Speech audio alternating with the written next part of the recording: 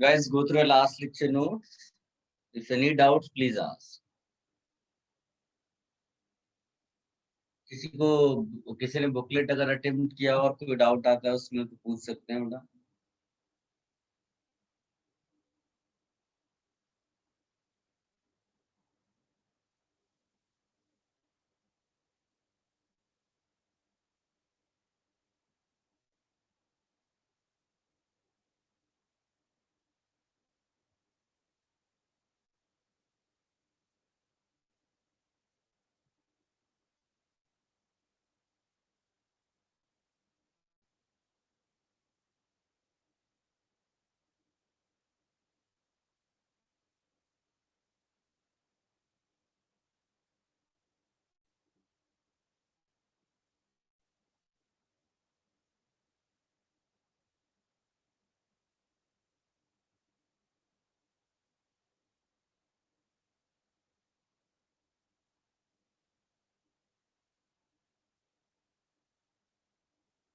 चलिए, so last lecture we have completed the alkane part.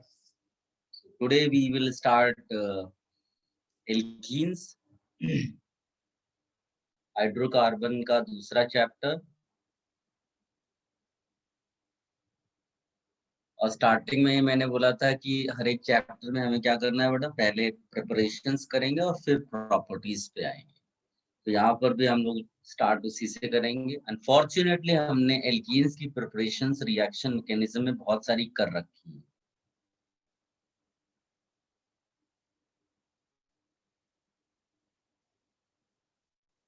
पहला आप लिखिएगा controlled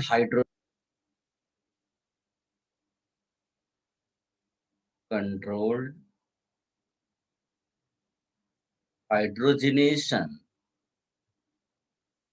of alkynes. Controlled hydrogenation of alkynes. Guys, normally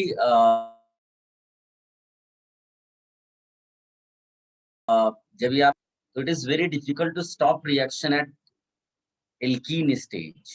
वो finally आप मानकर चलो कि ये यहाँ पर पहुंचता ही है। कहाँ पर? एल्केन पर, like this, right. But if you want to control reaction, मतलब एल्कीन तक अगर आपको लेकर जाना है, तो ये कैटलिस्ट हम लोग चेंज कर। सो इसके लिए हम लोग स्पेशल कैटलिस्ट यूज करते हैं, जो अनफॉर्चुनेटली तुम्हें याद रखना पड़ेगा। Special catalyst for this, special catalyst. और स्पेशल कैटलिस्ट का यहाँ पर नाम है लिंडलार कैटलिस्ट।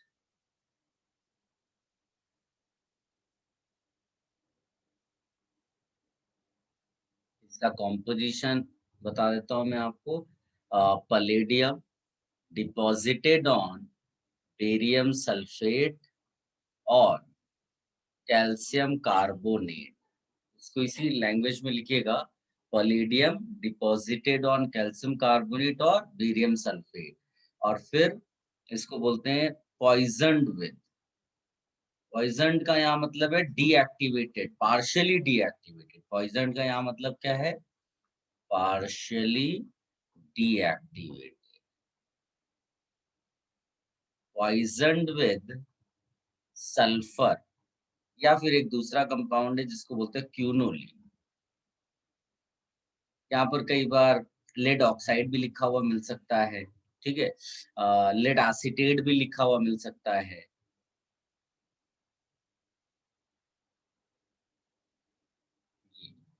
तो अगर आपने रिएक्शन ऐसा लिखा, दूसरे पेज में लिख देता हूँ, ये एल्काइन है, इसमें तुमने H2 डाला, लेकिन यहाँ क्या लिख दिया बेटा? Lindlar catalyst. इसके बहुत क्वेश्चंस एग्जाम में आते हैं। देखिए, रिएक्शन समझ लो आपके लिए फॉर्मूलाज है। फॉर्मूला आपको याद रखना ही पड़ेगा, बिना उसके काम नहीं चलेगा, ठीक है। अब उसके लिए आप अपनी छोटी मोटी ट्रिक्स यूज कर सकते हैं रिएक्शन से याद रखने का। ये फॉर्मूला की तरह आपको याद रखना है। फिर इसके एप्लीकेशंस, मतलब इसके जो क्वेश्चंस होंगे, कहाँ पर कौन सी रिएक्शन यूज हो जाएगी जिससे वो प्रोसेस आगे बढ़े, वो तुम्हें मिलेंगे डिफरेंट डिफरेंट क्वेश्चंस। तो ये तो मिनिमम रिक्वायरमेंट है जो आपको करना ही है। अब आप इसको दो दो तीन तीन बार लिख लिख कर करो या जैसे भी करो ये। और अगर आप रिकॉल करो तो हम लोगों ने बार बार लिखा हुआ है कि जो हाइड्रोजनेशन होता है वो सिन एडिशन होता है। हाइड्रोजनेशन क्या होता है बेटा? Syn addition. Since hydrogenation is a syn addition. ये जो दोनों हाइड्रोजन है वो सेम साइड से लगते हैं। अच्छा, प्रोडक्ट एक एल्कीन है और दोनों एच अगर सेम साइड से लग जाए तो उस एल्कीन को क्या बोलोगे बेटा? कोई बताएगा?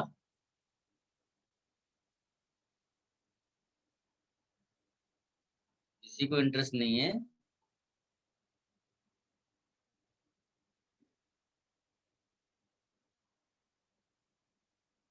कैसे पढ़ाई करते हो यार, बिल्कुल भी कोई इंटरेक्शन ही नहीं करना चाहता, सब बैठे बैठे बस बैठे हैं, पढ़ रहे हैं, लिख रहे हैं, क्या कर रहे हैं कुछ समझ में ही नहीं आ रहा है। कॉपी कर लो।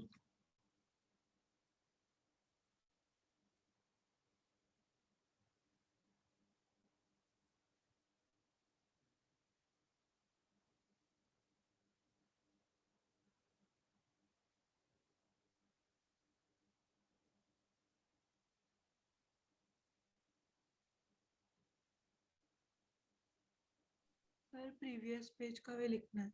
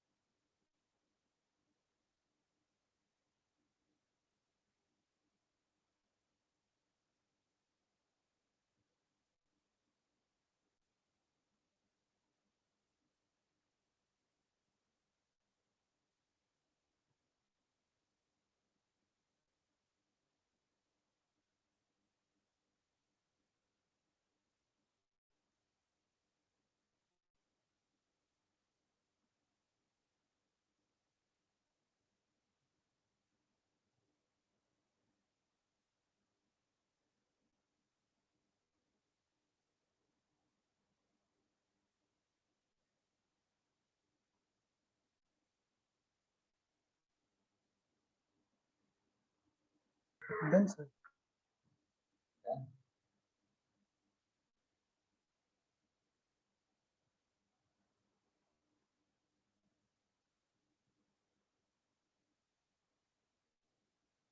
और सर आप ये रिपीट कर सकते हो, मेरा नेटवर्क गया था।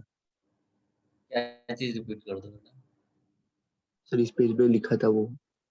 इस पेज पे केवल इतना बताया मैंने कि ये रिएक्शन है और जिसमें लिंडलार कैटलिस्ट और दोनों सेम साइड से आ रहे हैं, इसलिए सिस एल्कीन है। Okay sir. क्यूनोलिन का जिन बच्चों को स्ट्रक्चर नहीं मालूम है उसको कॉपी कर सकते हैं, ठीक है। हो सकता है वो नाम ना लिख कर दे आपको एग्जाम में, वो ऐसा कॉम्पोजिशन के फॉर्म में ही दे दे, तो अपने को आइडिया होना चाहिए कि क्यूनोलिन क्या है।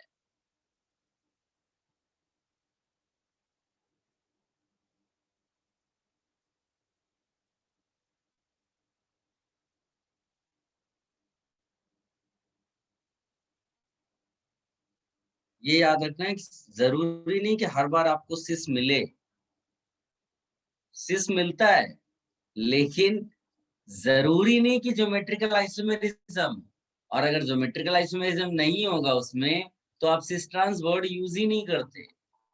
तो सिस वाली स्टाइल में सब कुछ है, लेकिन वो ज्योमेट्रिकल आइसोमेरिज्म शो करना चाहिए।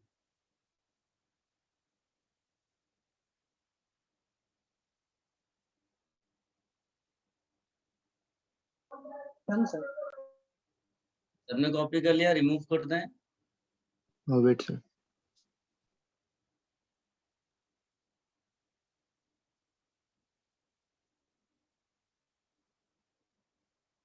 सारे बच्चे जिन्होंने कॉपी कर लिया है वो आईज क्लोज करें और इस जो भी लिखा हुआ है इसको याद करने की कोशिश करें। 30 सेकेंड अपने मन में ही बोले कि if you want to convert alkyne into cis alkene we use H2 with Lindlar catalyst. इसको और फिर लिंडलार कैटलिस्ट क्या है उसको भी 30 सेकेंड्स के लिए मन में बोले आईज क्लोज करके। इसी तरह से चीजें याद होंगी।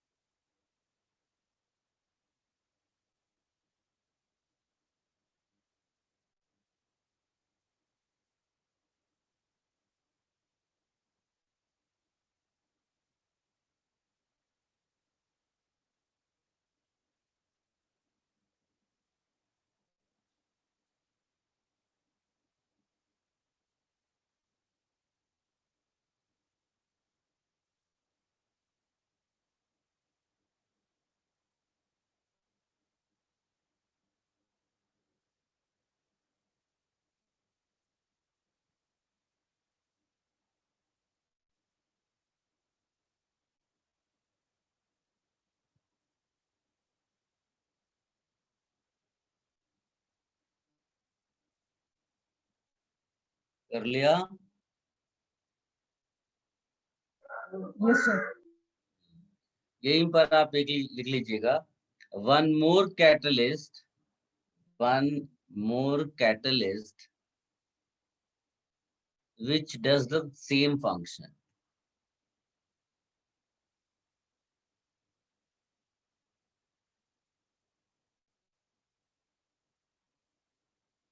उसको बोलते हैं P2 कैटलिस्ट, इसी नाम से फेमस है।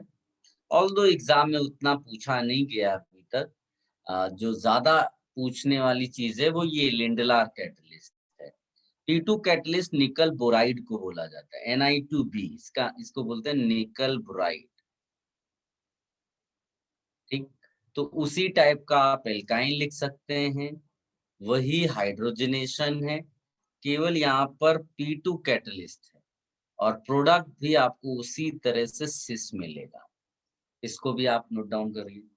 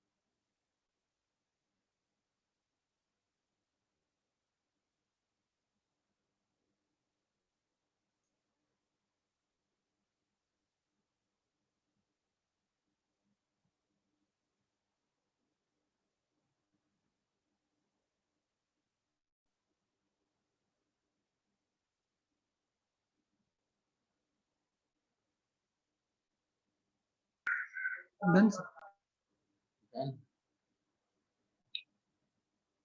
देखिए अभी जो हमने अब तक पढ़ा इसमें वो था एल्काइन को हमने किस तरह से सिस एल्कीन में कन्वर्ट किया। अब आप एक नेचुरल क्वेश्चन माइंड में आता है कि if we are able to convert alkyne into cis alkene, is there any method by which alkyne can be converted into trans alkene? एक नेचुरल सा क्वेश्चन माइंड में आना चाहिए। तो yes, there is a method by which you can convert alkyne into trans alkene, but वो hydrogenation नहीं है, ठीक है। तो यहाँ पर हम लोग लिख भी देते हैं मेथड टू कन्वर्ट एल्काइन, लेकिन उसकी खास बात यह है कि वो एल्काइन इंटरनल होना चाहिए। इंटरनल का मतलब ट्रिपल बॉन्ड बीच में कहीं होना चाहिए, एंड वाली पोजीशन पे नहीं होना चाहिए। Internal alkyne into trans alkene, trans alkene, और वो है रिडक्शन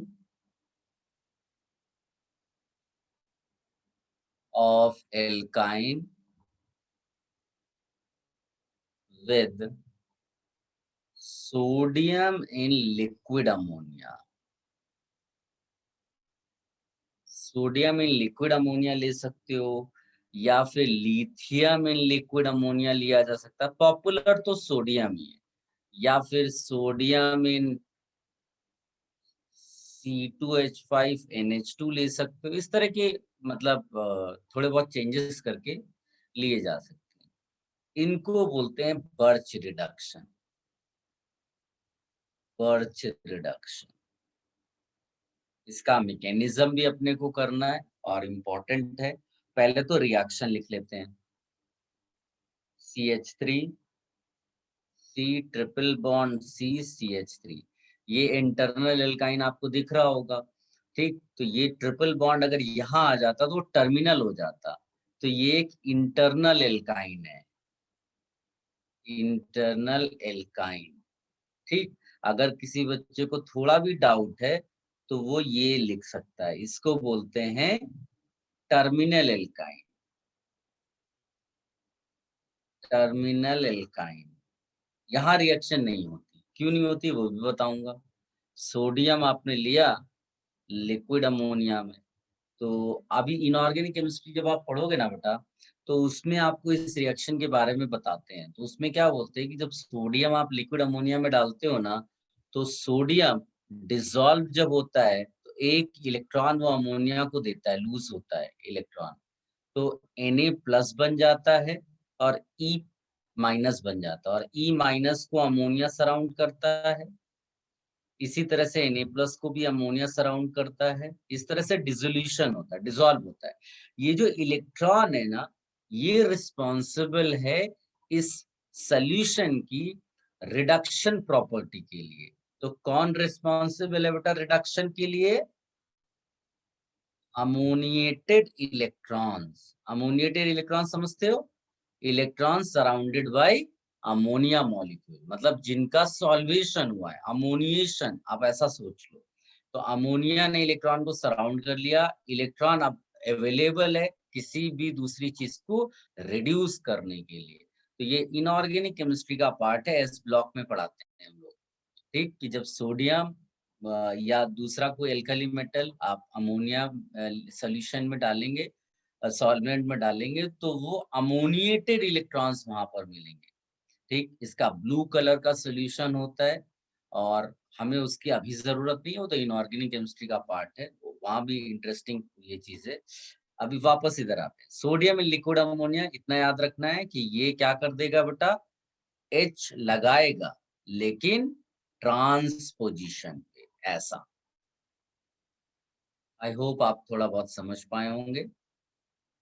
अगर किसी बच्चे ने वही काम यहाँ पर सोचा कि इसको ऐसा बना दें, ट्रांस बने नहीं बने इससे मतलब नहीं है, ये होता ही नहीं है, मतलब ये प्रोसेस ही नहीं होगा। Forget about trans. ट्रांस क्यों नहीं होता है कि ये जो हाइड्रोजन है ये एसिडिक हाइड्रोजन होता है। याद करो जीओसी में हमने पढ़ा था, टर्मिनल एल्काइन का जो H होता है वो एसिडिक होता है।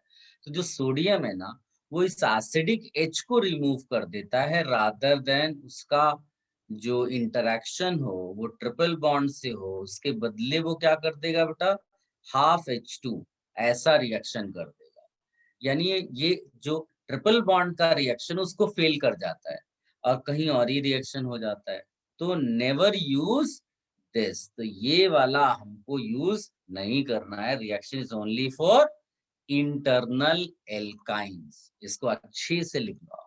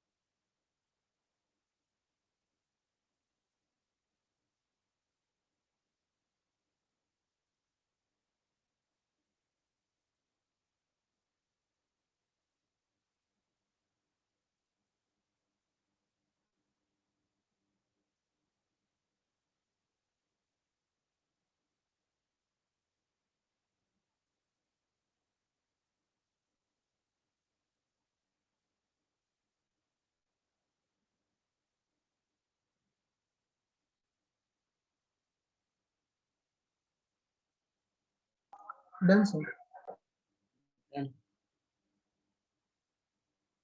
बाकी सबने भी कॉपी कर लिया? Wait sir.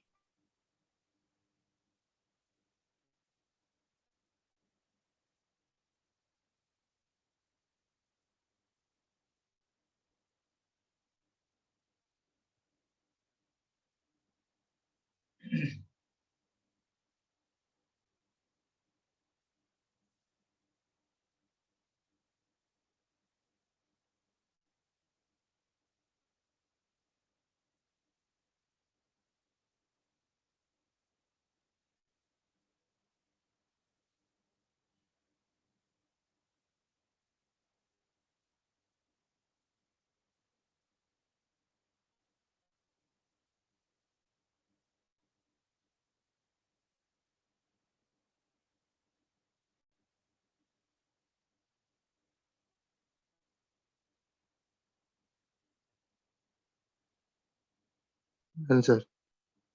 Okay,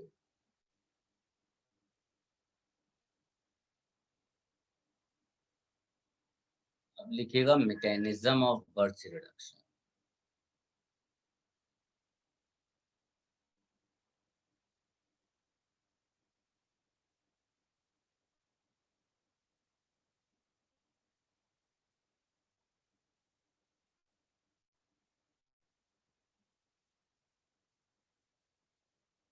As we know, electron of sodium is responsible for the reduction.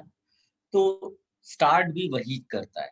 सबसे पहले चीज की ये जो सोडियम है ये अपना इलेक्ट्रॉन ट्रांसफर करता है इसको। जब ये इलेक्ट्रॉन किसी भी एक कार्बन को मिलेगा तो ये जो शेयरिंग वाला इलेक्ट्रॉन है, क्योंकि इसके पास ज्यादा इलेक्ट्रॉन अब आ रहा है, तो शेयरिंग वाला इलेक्ट्रॉन जो है वो ब्रेक होकर के किधर मूव करेगा बेटा, इस कार्बन पे। ठीक, अब कार्बन के दो ऑर्बिटल्स, एक इस कार्बन का और एक इस कार्बन का, दोनों के ऑर्बिटल्स में इलेक्ट्रॉन्स आ गए, एक में एक इलेक्ट्रॉन आया और एक में दो इलेक्ट्रॉन आए। तो ये बताइए बेटा कि वो जो दो ऑर्बिटल्स हैं वो आपस में रिपेल करेंगे या अट्रैक्ट करेंगे? एनीबॉडी? रिपेल।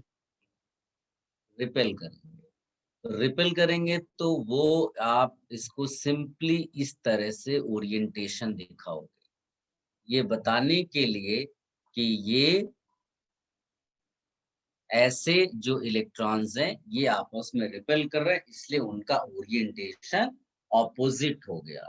इसको हम लोग बोलते हैं रेडिकल एनायन। तो अगर कोई पूछता है कि ये अलग अलग उसमें क्यों है, इस तरह से कैसे दिख रहे हैं, तो आप एक ही चीज बोलेंगे, दे रिपेल ईच अदर।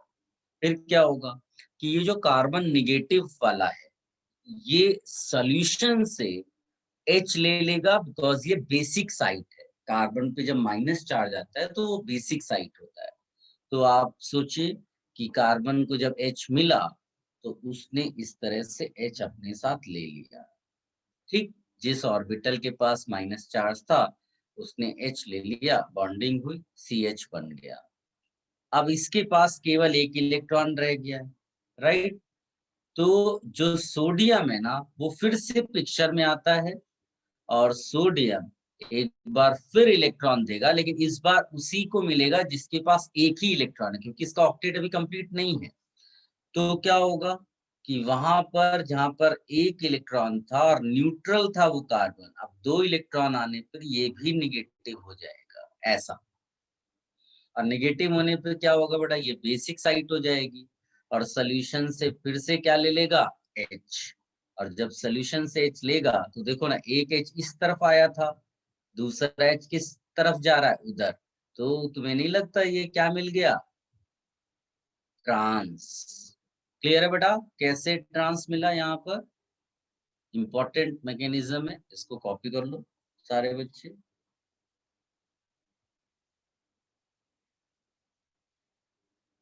ये चीज आप लिखिएगा, भले ही मैंने बोला है इस तरह से कि now carbon is having negative charge of basic side, so it will take hydrogen from solvent, इस तरह करके आप लिख सकते हो।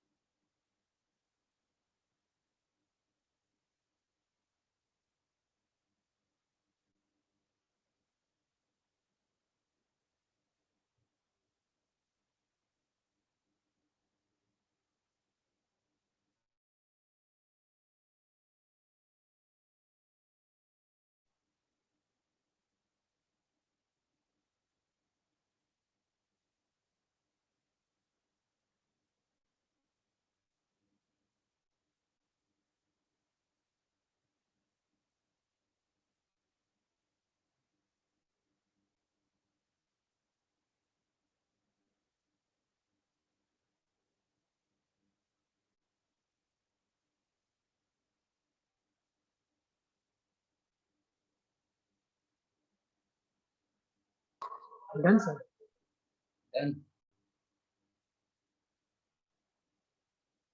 ऑल्दो हम लोग बेटा एल्कीन चैप्टर पढ़ रहे हैं और हमने एल्काइन से कन्वर्ट किया है, एल्काइन को एल्कीन में कन्वर्ट किया, बट बर्च रिडक्शन जो है ना वो बेंजीन में भी एप्लीकेबल है।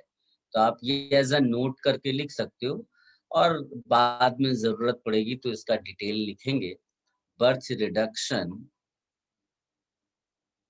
Is also used for benzene. तो इसमें ये याद रखना है कि बेंजीन जैसे इस टाइप का आपको दिखता है, इसमें अगर तुमने सोडियम इन लिक्विड अमोनिया ये यूज किया, अच्छा लिक्विड अमोनिया बार बार क्यों बोल रहे हैं, क्योंकि वो सॉल्वेंट के फॉर्म में है, ठीक है ना, तो इसीलिए लिक्विड अमोनिया लिखा जा रहा है। अब यहाँ पर जब रिडक्शन होता है ना तो केवल 2 डबल बॉन्ड बनते हैं इस तरह से पैरेलल।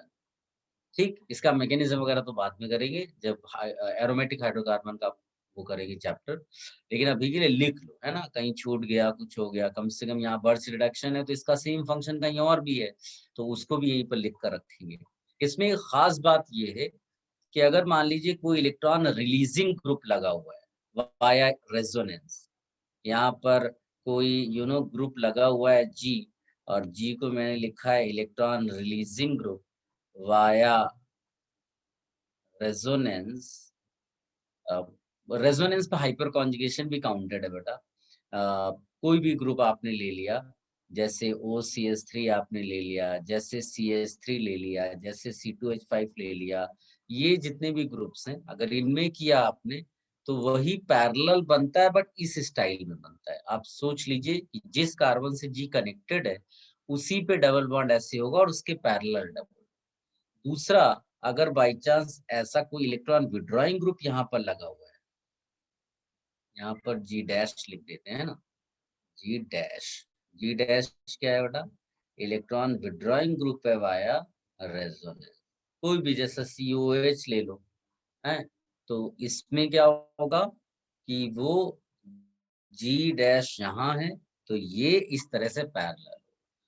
इतना सा आपको यहाँ साथ में लिख कर रखना है सो दैट जब आप बर्च रिडक्शन एल्कीन में रिवाइज करें तो वो आपको वहां का भी रिवीजन दे दे जो हम बाद में पढ़ेंगे।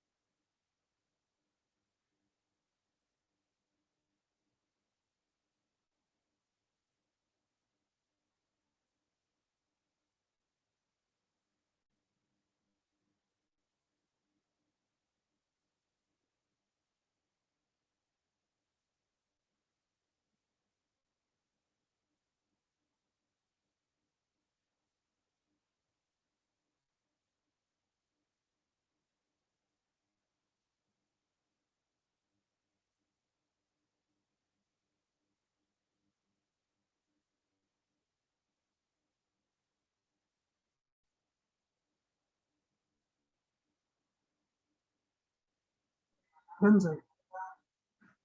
सबने कर लिया?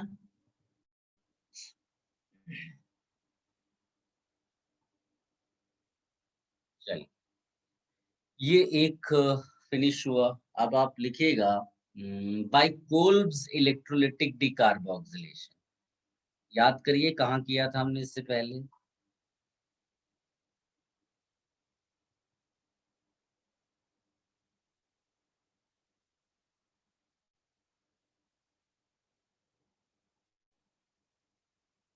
ये मैं आपको बताऊंगा नहीं, मैं इसको आपको क्वेश्चन के फॉर्म में दे रहा हूँ, आप उसको करिए।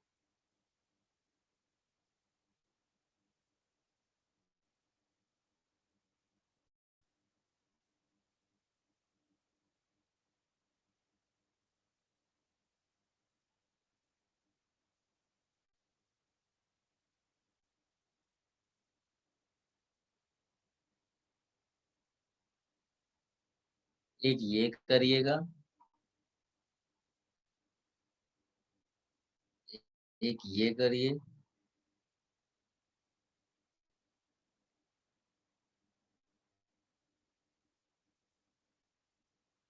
और सबके IUPAC नेम लिखिए बेटा चैट बॉक्स में, प्रोडक्ट के फटाफट।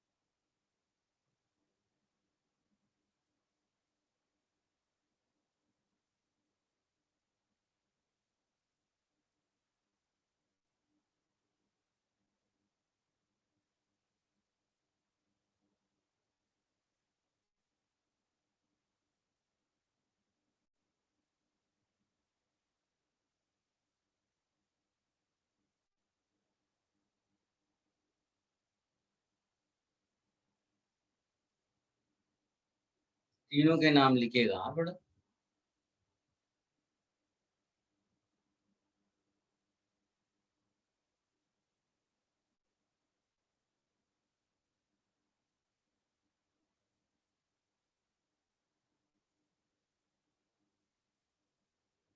फटाफट सोचिए, आप जाकर नोट्स में मैकेनिज्म भी देख सकते हो, कोई प्रॉब्लम नहीं है। जिन्हें थोड़ा भी डाउट है वो जाकर मैकेनिज्म चेक करें, कोल्स इलेक्ट्रोलाइटिक डिकार्बोक्सिलेशन की, आपको आंसर्स आएंगे।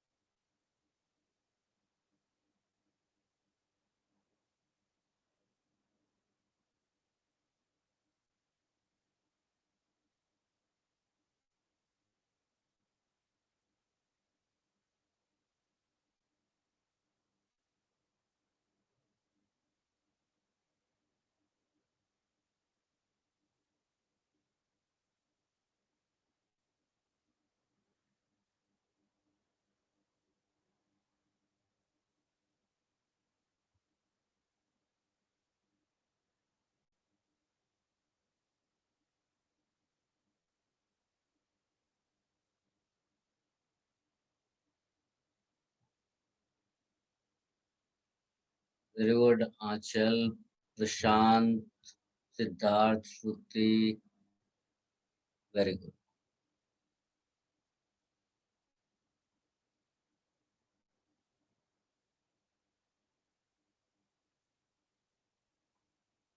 फटाफट बाकी बच्चे भी भेजें।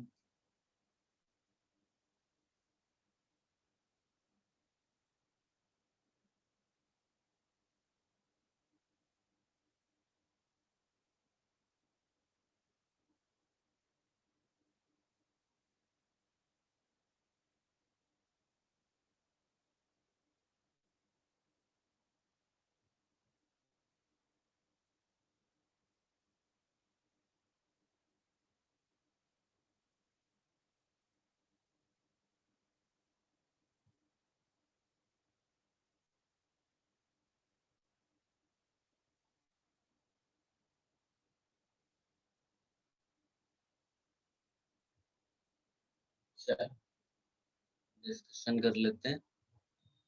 अब आप इसमें देखिएगा, कोल्स इलेक्ट्रोलाइटिक डिकार्बोक्सिलेशन, इसका मतलब CO2 निकलना ही है। और अगर आप मैकेनिज्म रिकॉल करेंगे, ये हिस्से को हटा दो, ये हिस्से को हटा दो, क्योंकि हर बार आप मैकेनिज्म पूरा पूरा नहीं लिखने वाले, उसमें तो टाइम वेस्ट होगा। तो सिंपल तरीका क्या हम लोगों ने निकाला था कि CO पार्ट को हटा देंगे, उससे अटैच्ड कार्बन पे रेडिकल आएगा। अब ये सिंस दो COH एक ही कार्बन पे हैं, तो दो रेडिकल वहीं पर आ जाएंगे और फिर उनके बीच में आप बॉन्ड लगा दो। और जब बॉन्ड लगा दोगे तो आपको ऐसा एल्कीन मिलेगा सिंपली। ठीक है ना? साथ में आप निकाल दो CO2 KOH H2, CO2 KOH H2। इस वाले में यहाँ पर डबल बॉन्ड आएगा, तो ये आपको क्लियरली यहाँ से पता चल रहा है CH3 CH double bond CH ये मिल गया। इसमें भी उसी तरह से CO2 KOH H2 बना दो, और ये वाला सिंपली ऐसे।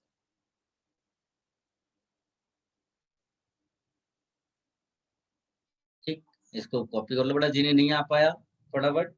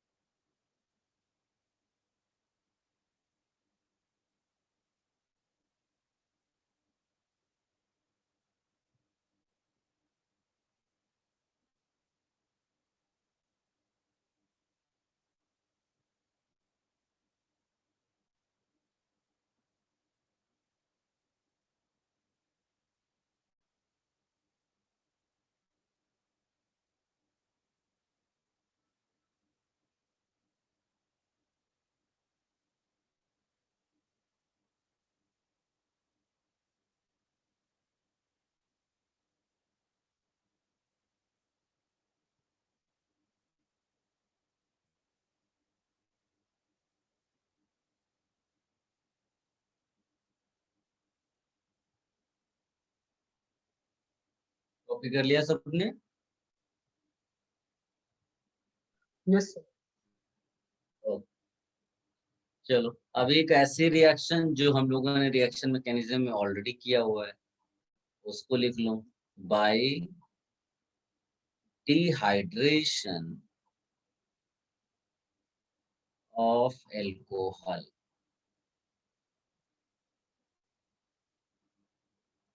ठीक, ये हमने बहुत बार वहां पर किया हुआ है, पूरा मैकेनिज्म वगैरह किया हुआ था, तो इसको डायरेक्ट एग्जांपल्स लिख देते हैं।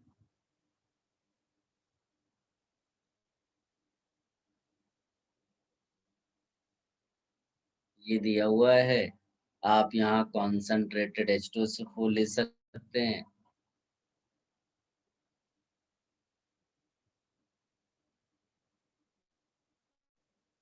ये H2SO4 ले सकते हैं, यहाँ पर H3PO4 भी ले सकते हैं।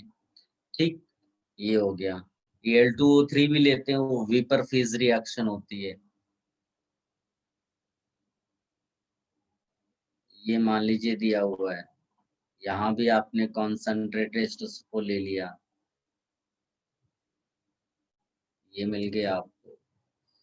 उसके बाद जैसे प्राइमरी अल्कोहल मान लो दिया हुआ है, यहाँ तुम्हें केयरफुल रहना है। अगर यहाँ पर तुमने कॉन्सेंट्रेटेड H2SO4 लिया है at about 170 to 180 degree Celsius, तो आपको एल्कीन मिल जाएगा। लेकिन अगर इसी में आपने कॉन्सेंट्रेटेड H2SO4 ले लिया है एट अबाउट 140 डिग्री सेल्सियस, तो उस मैकेनिज्म को आप रिवाइज करना जा करके आपको क्या मिल जाता है बेटा, ईथर। थोड़ा सा केयरफुल रहना है। 140 डिग्री सेल्सियस पे ईथर मिल जाता है, 170 डिग्री सेल्सियस प्राइमरी पे एल्कीन मिलता है। ऑल दो हमारे लिए तो अभी यही इम्पोर्टेंट है। और रेट का क्या ऑर्डर होता है बेटा, रेट ऑफ डिहाइड्रेशन किसका ज्यादा होता है?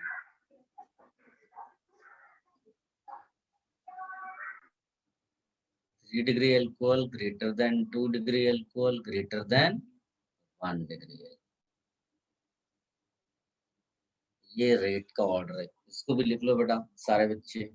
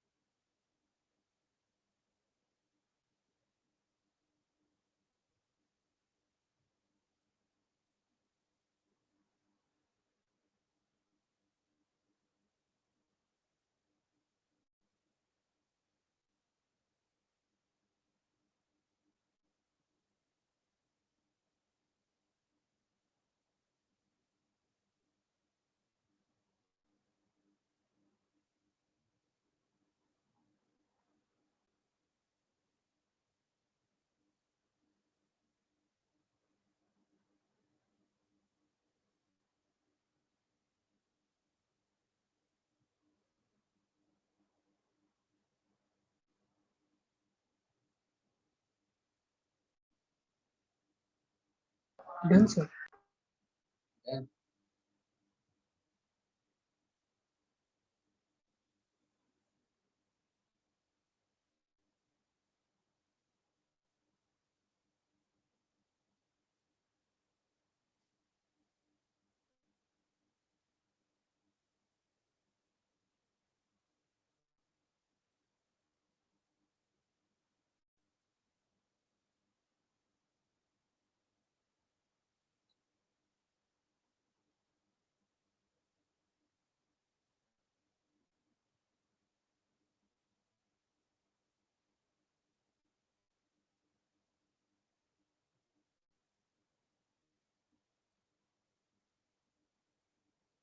Write your answer in chat box.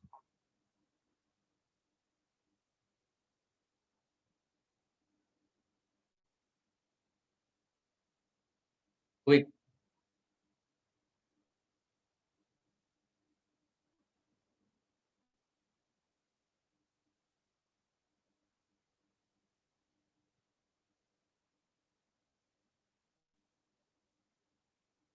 Very good, Siddharth.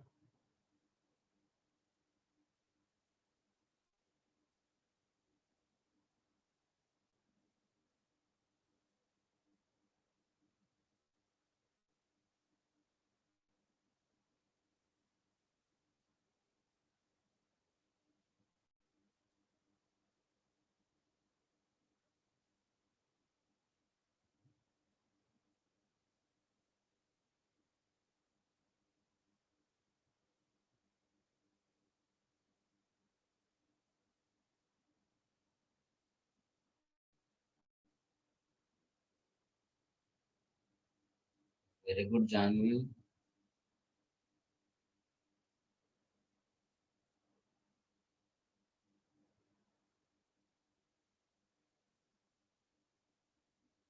बाकी लोगों को नहीं आ रहा है? श्रुति, वेरी गुड.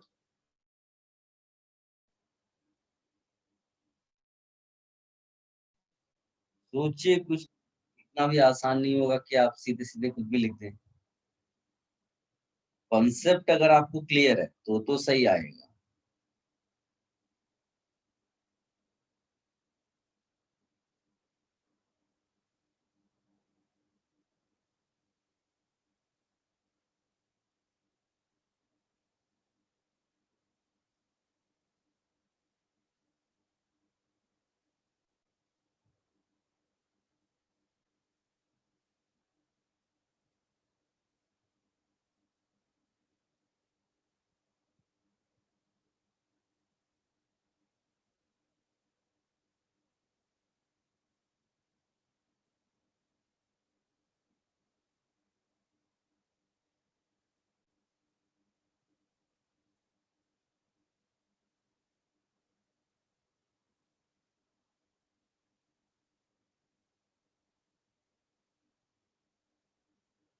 देखिए,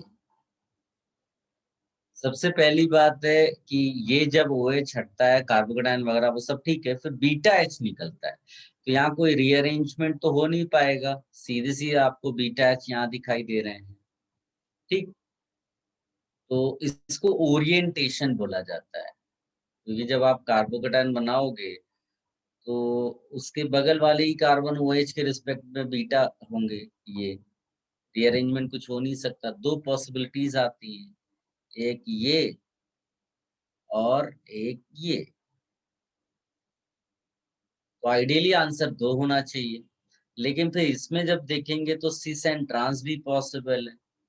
और जब सिस ट्रांस लिखोगे, ये मेजर प्रोडक्ट होगा, ये मेजर होगा, ये माइनर होगा. इसको सेट्सअप बोलते हैं, और उसको क्या बोलते हैं बेटा? हॉफमैन. तो ये मेजर प्रोडक्ट है, बट इस मेजर में भी मेजर कौन है? ट्रांस मोर देन सिस. ये आपको याद रखना है बेटा. ठीक है, इसको आप लिख लो.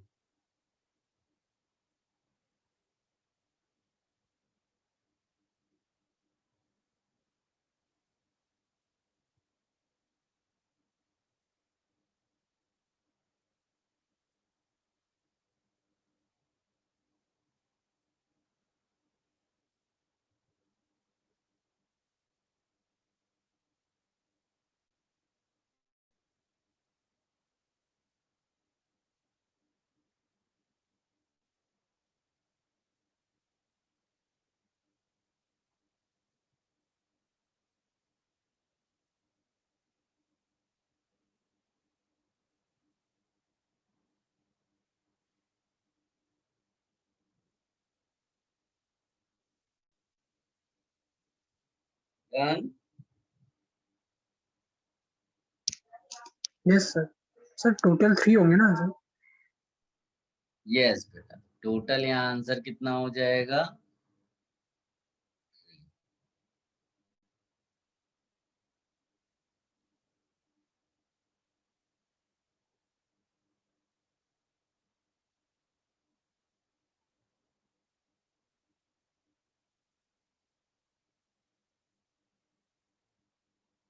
एक क्वेश्चन ये लिखिए,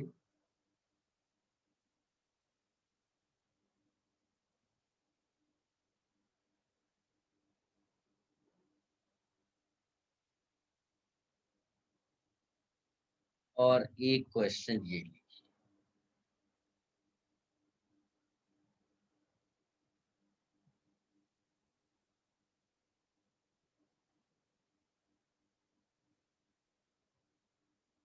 दोनों के आंसर्स निकालिए बेटा।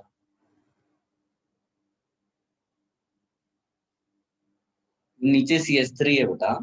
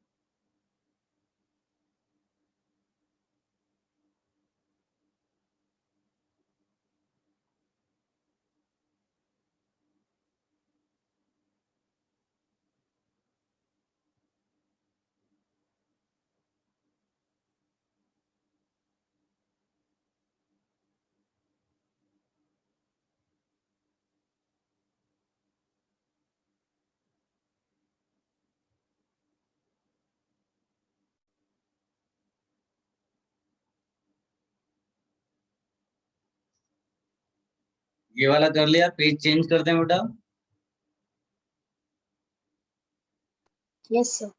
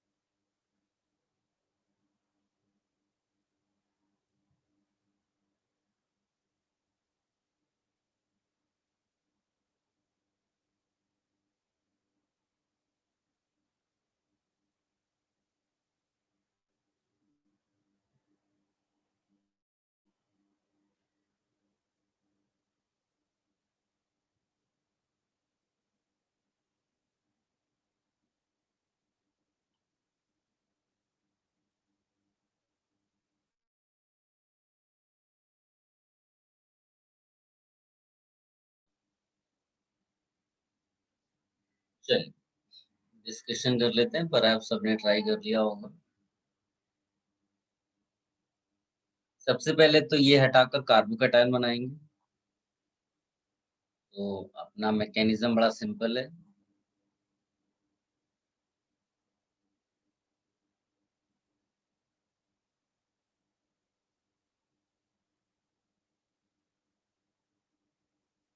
ये कार्बोकैटायन है, फिर यहाँ क्या लिख देंगे बेटा?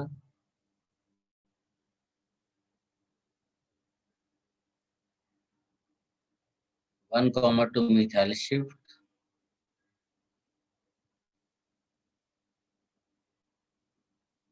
ठीक, अब आप इसमें चेक कर लो कि कहाँ कहाँ पर H है बगल में।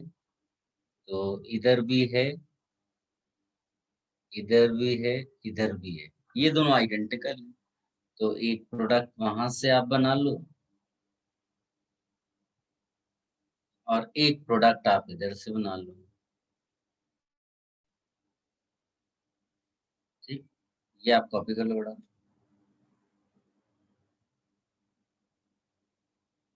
लेकिन याद रखना ये जो स्टार्टिंग में कार्बोकैटायन है ना, ये भी आपको एक आंसर देगा। ऑल्दो ये माइनर प्रोडक्ट होगा, ठीक, जो मेजर प्रोडक्ट होगा वो यहाँ पर है। ये भी माइनर प्रोडक्ट है। ठीक, तो इस तरह से आपको कई सारे यहाँ पर प्रोडक्ट्स मिल रहे हैं। कई क्या मतलब 3 प्रोडक्ट्स टोटल मिल रहे हैं आपको यहाँ पे। Every carbocation gives you a product, ये याद रखना है।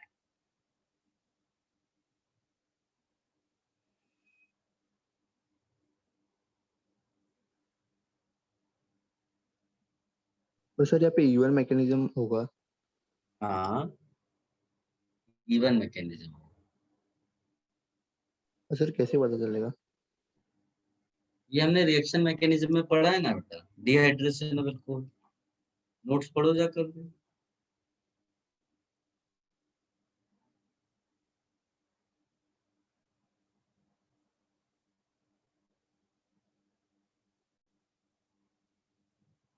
रिमूव कर दें बेटा, सबने कॉपी कर लिया?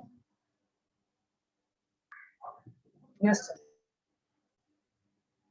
अब तक तो आपको ये सब याद हो गया होगा यार, इतना सारा रिएक्शन मैकेनिज्म में किया है। Dehydration of alcohol by E one mechanism, यहाँ पर भी आपका E one mechanism, dehydration, carbocation mechanism.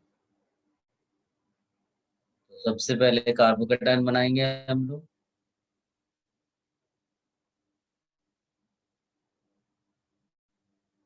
ये अब इसमें देखेंगे कि क्या क्या पॉसिबिलिटीज हैं रीअरेंजमेंट की। तो इस वाले में बिकॉज मैंने आपको बता रखा है कि जब कभी भी रिंग हो, रिंग के बाहर C पे प्लस हो, तो ज्यादा चांस है कि रिंग एक्सपैंड करे। हाँ, तो यहाँ पर भी रिंग एक्सपेंशन होगा because 4 member ring can easily be converted into 5। Design मैंने कहा है हमेशा वैसे ही बनाकर रखो सो दैट आपकी कोई मिस्टेक ना हो जाए आपसे। तो यहाँ पर ये डिजाइन बस ये बॉन्ड हटा करके कहाँ लगा देना, इसके ऊपर, और यहाँ प्लस आ जाएगा। इसको थोड़ा सा सुंदर सा डिजाइन बना दो। 5 मेंबर रिंग ऐसी दिखती है ना? यहाँ पर CH3 लगा है, यहाँ पर प्लस है। लेकिन क्या ये बेस्ट स्टेबल कार्बोकैटायन है? क्या बेस्ट पॉसिबल रीअरेंजमेंट। कार्बोकैटायन यही है? नहीं है। इसमें फर्दर रीअरेंजमेंट पॉसिबल है, 1,2 हाइड्राइड्स। और अगर वो करा दोगे तो आपको बेस्ट पॉसिबल कार्बोकैटायन आप ये। अब इसके क्या क्या एल्कीन्स पॉसिबल हैं? इधर बीटा है, इधर बीटा है, इधर बीटा है, तो इसकी 2 एल्कीन्स पॉसिबल है। एक यहाँ पर लगा दो क्योंकि ये दोनों आइडेंटिकल है ना, और एक यहाँ पर ऐसा CH2। मेजर कौन होगा बेटा? ये, ज्यादा हाइपर कॉन्जुगेशन मिल रहा है। हाँ, ये भी तो एक माइनर प्रोडक्ट देगा, समझ रहे हो आप? ये जो प्रोडक्ट देगा वो कैसा होगा बेटा?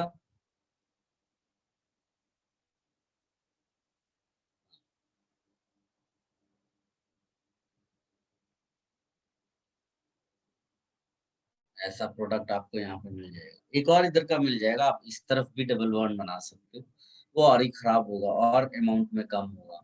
तो सबसे ज्यादा अमाउंट में ये बनेगा, आप कॉपी कर लो।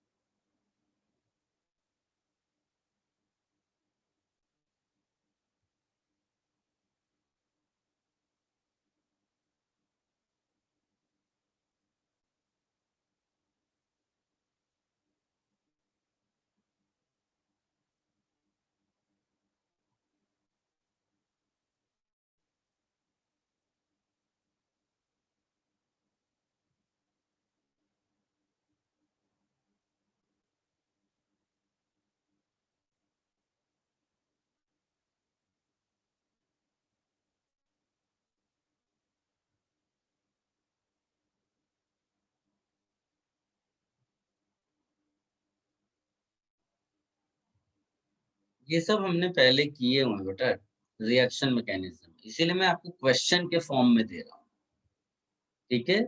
सो दैट क्वेश्चन के थ्रू आप थियरी का भी डिस्कशन कर पा रहे हैं हम लोग, और क्वेश्चन का मतलब एप्लीकेशन भी हो गया है।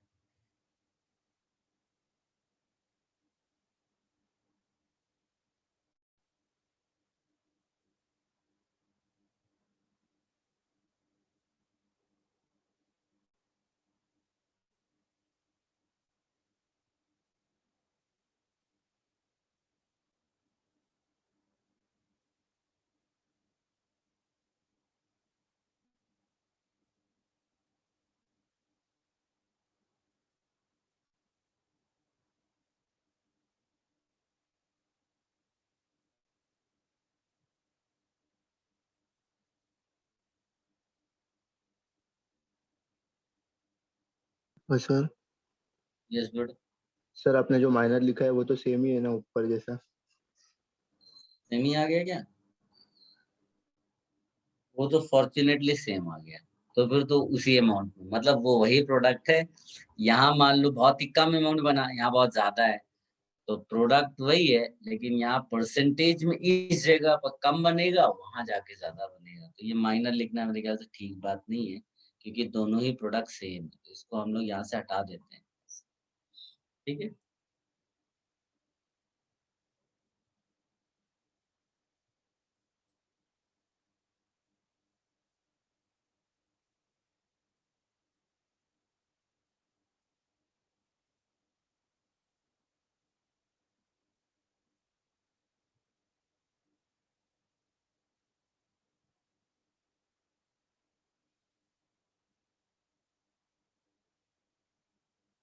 कॉपी कर लिए सबने बेटा? Yes, sir. Yes sir. अब इसमें आप लिखिए, क्योंकि वो भी हमने पहले से पढ़ रखा है, बट फिर भी just for revision purpose, vapour phase dehydration, अगर आप थोड़ा बहुत भी याद कर पाए, तो हम लोग ने वेपर फेज डिहाइड्रेशन के लिए Al2O3 और THO2 चूज किया था। ये करीब करीब 400 डिग्री सेल्सियस पे, या 350 टू 400 डिग्री सेल्सियस, और ये करीब करीब 350 टू 380 डिग्री सेल्सियस। ठीक, ये भी वैसे ही लगभग टेम्परेचर, कोई याद भी नहीं करोगे तो जो तो भी चलेगा। इसमें खास बात ये होती है कि कोई रीअरेंजमेंट नहीं होता, वेपर फेज है, नो रीअरेंजमेंट, कोई रीअरेंजमेंट नहीं होता, लेकिन एक में सेटजेफ प्रोडक्ट मेजर बनता है,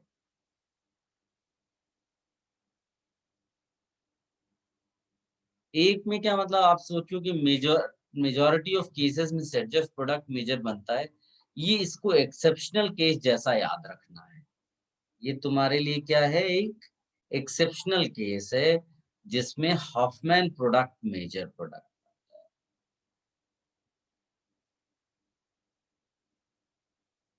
ठीक, तो अभी जैसे मान लो मैं आपको एक क्वेश्चन के फॉर्म में दूं और बोलूंगी बेटा इसका प्रोडक्ट लिखो, या मैं बोलूं IUPAC नेम लिखो प्रोडक्ट का, तो एक CH3 CH CH2 CHOH CH3, इसका रिएक्शन Al2O3 के साथ 350 डिग्री सेल्सियस और THO2 के साथ 380 डिग्री से। बताइए बेटा क्या क्या मेजर प्रोडक्ट्स होंगे दोनों के, कोई लिख सकता है? IUPAC नेम लिख कर दिखाओ बेटा। ऊपर वाले के लिए मेजर प्रोडक्ट, नीचे वाले के लिए मेजर प्रोडक्ट।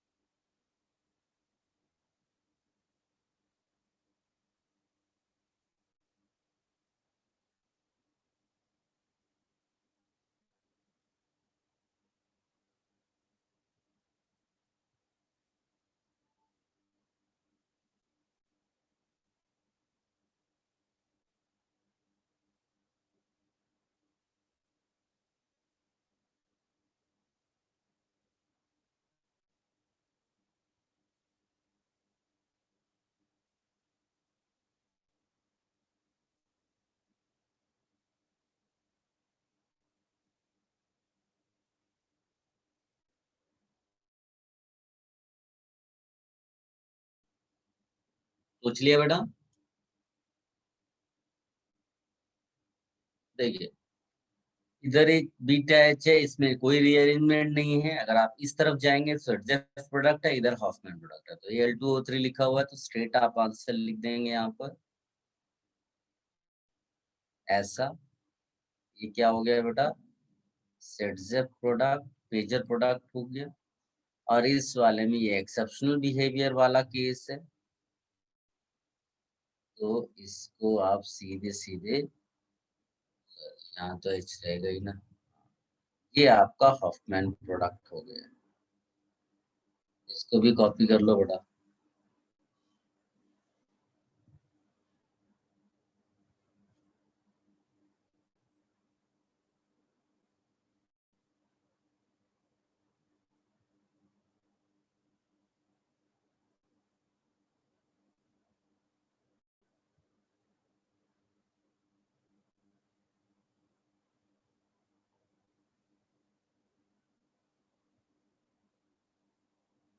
एक और रिएक्शन आपको बताऊंगा अभी, उसके बाद ये लेक्चर फिनिश होगा। लिखिएगा, dehydration of alcohol using POCl3 pyridine। तो ये एक्चुअली एंटी एलिमिनेशन है,